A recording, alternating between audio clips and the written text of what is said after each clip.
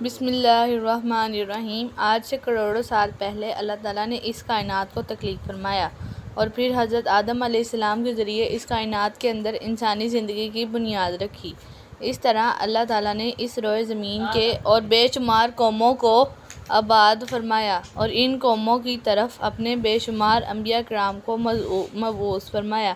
ہر ایک قوم کی طرف مختلف انبیاء کرام ان کی رشد و ہدایت کے لیے تشریف لائے، یہاں تک کہ 1,24,000 کم و بیش انبیاء کرام اس روئے زمین پر جلوہ افروز ہوئے، اور پھر اللہ رب العزت نے اپنے حبیب حضرت محمد صلی اللہ علیہ وآلہ وسلم پر نبوت کا دروازہ بند کر دیا، اور اب قیامت تک کوئی نبی اس دنیا میں تشریف نہیں لائے گا۔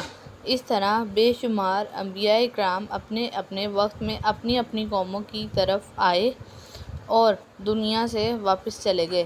سب سے پہلے آپ اپنے ذہن میں یہ بات بٹھا لیں کہ اللہ کے جتنے بھی انبیاء کرام اس دنیا میں آئے وہ آج بھی اپنی اپنی قبروں میں موجود ہیں اور بے شک اپنے اپنے مقصد میں کامیاب ہیں۔ حضرت محمد صلی اللہ علیہ وآلہ وسلم کی حدیث مبارکہ ہے کہ اللہ تعالیٰ نے زمین پر یہ حرام کر دیا کہ وہ انبیاء کرام کے جسم مبارک کو کھائے، لہٰذا آج بھی اللہ کے سارے انبیاء کرام اپنی اپنی قبروں میں موجود ہیں۔ لیکن ہم آج کی اس ویڈیو میں جس 4 انبیاء کرام کا ذکر کرنے جا رہے ہیں، انہیں اللہ تعالیٰ نے اس ظاہری دنیا سے اسی حالت میں اٹھا لیا تھا، تو اس لیے 4 نبیوں نے موت کا ذائقہ نہیں چکھا اور آج بھی وہ الگ الگ مقامات پر موجود ہیں اور زندہ ہیں۔ مختلف روایات اور احادیث نبوی کی روشنی میں 4 ایسے انبیاء کرام کا ذکر ملتا ہے جن کو اللہ تبارک و تعالیٰ نے آج بھی زندہ رکھا ہے۔ لیکن یہاں سوال یہ پیدا ہوتا ہے کہ ان 4 نبیوں کو اللہ تعالیٰ نے کس وجہ سے زندہ رکھا اور کہاں رکھا ہے اور وہ کب تک زندہ رہیں گے؟ تو آئیے جانتے ہیں یہ 4 انبیاء کرام کون کون سے ہیں۔ پہلے نبی جن کو اللہ تعالیٰ نے موت نہیں دی اور جن کو کہ ہمیشہ زندہ رہنے کا ذکر اللہ تعالیٰ نے خود قرآن مجید میں کیا ہے، وہ ہیں حضرت عیسیٰ علیہ السلام۔ جب حضرت عیسیٰ علیہ السلام نے نبوت کا اعلان کیا تو انہوں نے اپنے ارد گرد کے لوگوں کو جمع کر کے فرمایا کہ میں آپ کو اللہ کے دین کی دعوت دیتا ہوں۔ وہ لوگ یہودی قوم سے تھے، انہی کی دینی کتاب میں لکھا تھا کہ اللہ کا ایک نبی آئے گا جو یہودیوں کے دین کو ختم کر دے گا۔ اسی ڈر سے یہودیوں نے آپ کو قتل کرنے کا منصوبہ بنا لیا۔ آپ یہودیوں کو اللہ کے دین کا حکم دیتے رہے، پھر ان کو اس کی کوئی پرواہ نہ ہوتی۔ جب آپ علیہ السلام کو یقین ہو گیا کہ اب یہ لوگ میری کسی بات کا یقین نہیں کریں گے، جہالت پر ہی رہیں گے، ایک دن آپ نے سب یہودیوں کو اکٹھا کیا اور کہا کہ آپ میں سے کون اللہ کے دین پر ایمان لائے گا؟ ان میں سے تقریباً 12 یا 19 لوگوں نے حضرت عیسیٰ پر ایمان لائے اور کہنے لگے کہ عیسیٰ علیہ السلام ہی ہماری بخشش کا ذریعہ بنیں گے۔ باقی لوگوں نے دین اسلام قبول کرنے سے انکار کر دیا، یہودی ہی رہے، اور ایک وقت ایسا آیا کہ یہودیوں نے آپ کو قتل کرنے کا پکا منصوبہ بنا لیا تھا۔ انہوں نے ایک طوطیانوس نامی شخص کو مقرر کیا وہ آپ کو قتل کر دے۔ جب طوطیانوس آپ علیہ السلام کے پاس جا رہا تھا تو اللہ تعالیٰ نے ایک فرشتے کو حکم کیا کہ جاؤ حضرت عیسیٰ کو آسمان کی طرف اٹھا لاؤ۔ وہ فرشتہ اللہ کے حکم کی تکمیل کرتے ہوئے آپ کو آسمان کی طرف لے گیا۔ جب آپ آسمان پر پہنچے تو آپ کی ملاقات آپ کی والدہ سے ہوئی۔ آپ کی والدہ نے آپ کو گلے سے لگا کر پیار کیا تو آپ نے فرمایا کہ اماں جان اب ہم روز قیامت ہی ملیں گے۔ جب آپ کو زمین سے اٹھایا گیا تو آپ کی عمر 33 سال تھی۔ حضرت جبرائیل علیہ السلام تو آپ کو بدلی کے ذریعے آسمان پر لے گئے، پر یہودی باہر کھڑے طوطیانوس کا انتظار کرتے رہے کہ کب طوطیانوس حضرت عیسیٰ علیہ السلام کو ختم کر کے باہر آئے گا۔ کافی دیر کے بعد وہ سارے آپ علیہ السلام کے گھر گئے۔ انہوں نے وہاں دیکھا کہ ایک شخص کو پایا جس کا چہرہ آپ علیہ السلام جیسا ہی تھا۔ انہوں نے اس کو قتل کر دیا۔ قتل کرنے کے بعد انہوں نے دیکھا کہ یہ چہرہ تو حضرت عیسیٰ علیہ السلام جیسا ہی ہے، پر یہ تو ہمارا بھیجا ہوا طوطیانوس ہی ہے۔ وہ یہ ماجرا دیکھ کر 2 گروہوں میں تقسیم ہو گئے اور آپس میں لڑنے جھگڑنے لگے۔ اور اس لڑائی میں بہت زیادہ یہودیوں کا قتل عام ہوا۔ اللہ تعالیٰ نے سورہ نساء کی آیت نمبر 157 تا 158 میں اس واقعے کو یوں بیان فرمایا ہے، اور ان کے اس کہنے یعنی فخر یہ دعویٰ کی وجہ سے بھی کہ ہم نے اس کے رسول مریم کے بیٹے عیسیٰ مسیح کو قتل کر ڈالا، حالانکہ انہوں نے نہ اس کو قتل کیا اور نہ انہیں سولی چڑھایا، مگر ہوا یہ کہ ان کے لیے کسی کو عیسیٰ علیہ السلام کا ہم شکل بنا دیا گیا، اور بے شک جو لوگ ان کے بارے میں اختلاف کر رہے ہیں وہ یقیناً اس قتل کے حوالے سے شک میں پڑے ہوئے ہیں۔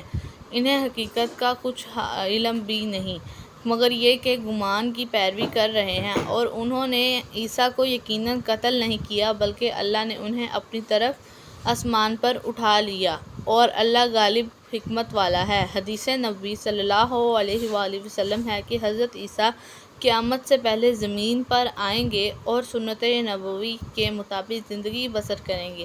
آپ علیہ السلام صلیب کو توڑیں گے، دجال کا جڑ سے خاتمہ کریں گے، تقریباً 7 برس تک دنیا میں زندگی بسر کر کے اللہ کے دین کو عام کریں گے۔ آپ کو مدینہ کی سرزمین گنبد خضرا میں دفن کیا جائے گا۔ اللہ تعالیٰ نے اپنا وعدہ پورا کیا اور حضرت عیسیٰ کو یہودیوں کے ہاتھوں قتل نہیں ہونے دیا۔ آپ علیہ السلام کو آسمان کی طرف اٹھا لیا۔ جس مذہب کا یہ عقیدہ ہے کہ حضرت عیسیٰ علیہ السلام قتل ہوئے یا صلیب پر لٹکائے گئے وہ دائرہ اسلام سے باہر ہیں، بلکہ وہ تو کفر کر رہے ہیں۔ دوسرے نبی جن کو اللہ پاک نے ہمیشہ کی زندگی عطا کی ہوئی ہے وہ حضرت خضر علیہ السلام ہیں۔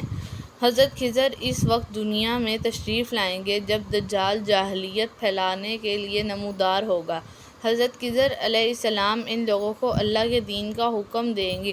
ایک روایت میں ہے کہ آپ صلی اللہ علیہ وآلہ وسلم اپنے صحابہ کو حضرت خضر علیہ السلام کا قصہ سنا رہے تھے کہ آپ نے فرمایا کہ حضرت خضر علیہ السلام کا باپ ایک بادشاہ تھا جو حضرت خضر علیہ السلام کو اپنی بادشاہت نوازنا چاہتا تھا، لیکن حضرت خضر علیہ السلام کو دنیا کی بادشاہت پسند نہ آئی تو انہوں نے اپنے والد کی سلطنت جان نشین بننے سے انکار کر دیا اور اپنے والد گرامی سے ناراض ہو کر جنگل میں جا کر رہنے لگے جہاں ان کو کوئی بھی ڈھونڈ نہ سکا۔ آپ کا گزر ایک آب حیات کے چشمے سے ہوا۔ اس چشمے سے پانی پی کر آپ تا حیات زندہ رہنے میں کامیاب ہو گئے۔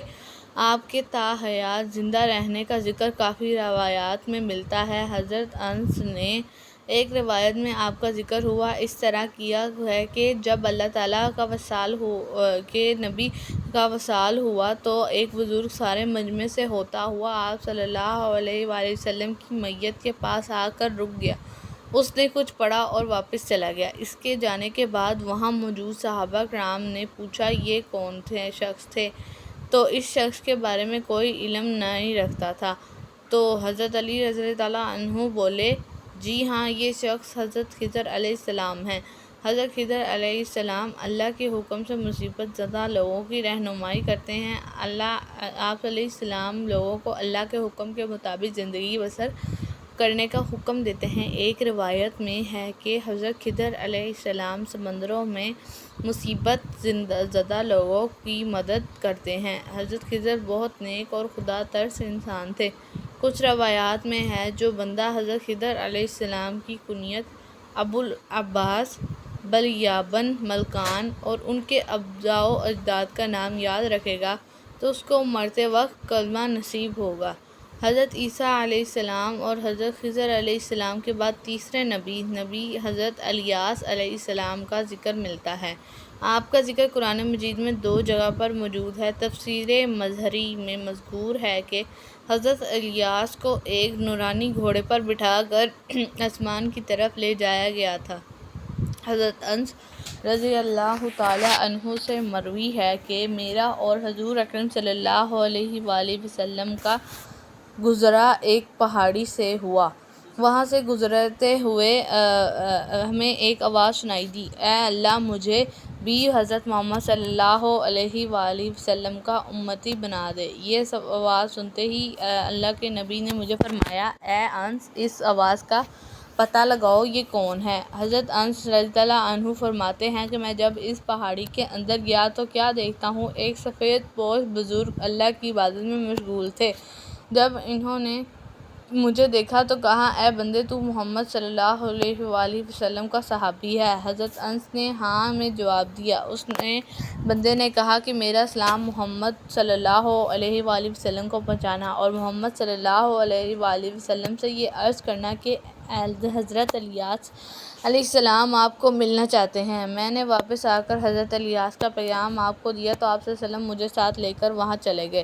حضرت الیاس علیہ السلام کے پاس پہنچے تو میں پیچھے ہٹ گیا۔ حضرت محمد صلی اللہ علیہ وسلم اور حضرت الیاس رضی اللہ عنہ کافی دیر تک بات کرتے رہے، آپس میں بات چیت کرتے رہے اور اللہ کی طرف سے آسمان سے کھانا نازل ہوا تو حضور اکرم صلی اللہ علیہ وآلہ وسلم نے مجھے پاس بلا لیا۔ ہم تینوں نے مل کر کھانا کھایا۔ جب کھانا ختم ہوا تو میں نے دیکھا کہ ایک سفید پرندہ آسمان سے نیچے کی طرف آ رہا ہے۔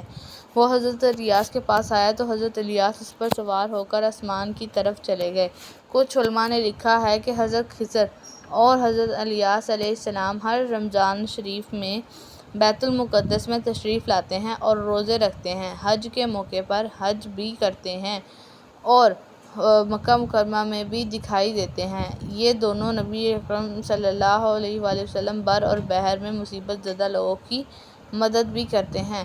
چوتھے نبی جو ابھی تک زندہ ہیں وہ حضرت ادریس علیہ السلام ہیں کہ جن کے بارے میں زندہ ہونے کی روایت ملتی ہے۔ قرآن مجید کی سورہ مریم کی آیت نمبر 56 تا 57 میں آپ کا ذکر اس طرح ملتا ہے کہ وہ ایک نیک پرہیزگار انسان اور نبی تھے کہ اللہ تعالیٰ نے حضرت ادریس علیہ السلام کو جنت سے اٹھا لیا تھا۔ جب شب معراج کے موقع پر چوتھے آسمان پر حضور اکرم صلی اللہ علیہ وسلم اور حضرت ادریس علیہ السلام کی ملاقات ہوئی تھی، حضرت ادریس علیہ السلام کا چھٹے آسمان پر ہونے کا بھی ذکر ملتا ہے۔ حضرت ادریس علیہ السلام زمین کی سیر و سیاحت کے ساتھ ساتھ اللہ کے ذکر میں مشغول رہتے تھے۔ حضرت ابن عباس رضی اللہ عنہ نے فرمایا کہ حضرت ادریس علیہ السلام ایک درزی کا کام کرتے تھے۔ آپ کپڑوں کی سلائی کرتے جاتے اور اللہ کا ذکر بلند کرتے جاتے۔ جب شام ہو جاتی تو آپ کی نیکیاں بے تحاشا ہو جاتی۔ زمین پر رہنے والے انسانوں میں سب سے زیادہ نیکیاں آپ کے ہاں شمار ہوتی ہیں۔ آپ کو زندہ آسمان کی طرف اٹھا لیا گیا تھا، پر آپ نے موت کے فرشتے سے کہا کہ مجھے موت کا مزہ چکھنا ہے۔ آپ کے کہنے پر موت کے فرشتے نے آپ کی جان نکال لی اور پھر اللہ کے حکم سے آپ کو دوبارہ زندہ کر دیا۔ آپ نے فرشتوں سے درخواست کی کہ میں دوزخ دیکھنا چاہتا ہوں، پھر آپ کو دوزخ میں لے جایا گیا۔ پھر آپ نے فرشتوں سے درخواست کی کہ میں جنت کی سیر کرنا چاہتا ہوں۔ آپ کے کہنے پر آپ کو جنت میں داخل کیا گیا۔ جنت دیکھنے کے بعد آپ نے فیصلہ کیا کہ میں یہاں رکنا پسند کروں گا۔ فرشتے نے آپ کو کہا کہ آپ اپنے مقام کی طرف جائیں۔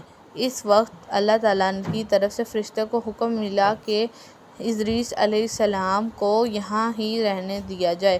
تو ناظرین، یہ تھے 4 نبی۔ اللہ پاک ہم سب کا حامی و ناصر ہو۔ اگر آپ کو ویڈیو اچھی لگی ہو تو اسے شیئر کریں، لائک کریں اور چینل کو سبسکرائب کریں۔